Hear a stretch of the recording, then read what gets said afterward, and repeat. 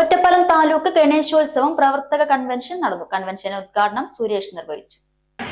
ഗണേശ എന്ന് പറയുമ്പോൾ നമുക്ക് ടു ദ ലൈഫ്, നമ്മുടെ ഡെയിലി ലൈഫിന് ഗണേശനെ നമ്മൾ എന്തിനു വേണ്ടി പ്രാർത്ഥിക്കണം? Why should be praying?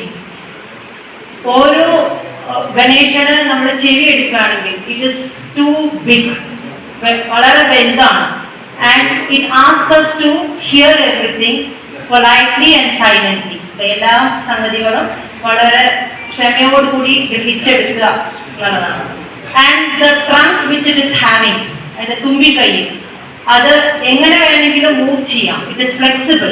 So നമ്മുടെ പ്രസന്റ് സിനാരിയോയില് അത് നമ്മുടെ ജീവിത സാഹചര്യത്തിൽ നമ്മൾ ഏത് രീതിയിൽ വേണമെങ്കിലും നമ്മൾ ഒത്തൊരുമിച്ച് ആ രീതിയിൽ നമുക്ക് നീങ്ങി പോകാനുള്ള സൗകര്യങ്ങളും കാര്യങ്ങളും നമ്മൾ ഗ്രഹിച്ചെടുക്കണം എന്നുള്ളതാണ്.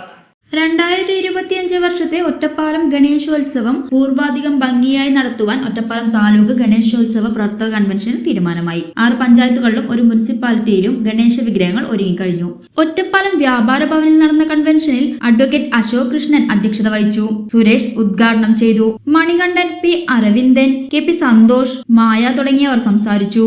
ആ ഒരു ഗണപതിക്ക് 2 കൊമ്പ് പൂർണ്ണമായിട്ടും ഉണ്ട് എന്നൊരു സന്ദേശം ഇന്ന് നമുക്ക് ഇവിടെ മനസ്സിലാക്കാൻ സാധിക്കും. ഞാൻ ആദ്യമായിട്ടാണ് ഈ കാര്യം മനസ്സിലാക്കുന്നത്, അതുകൊണ്ട് കൂടി തന്നെയാണ് പറയുന്നത്.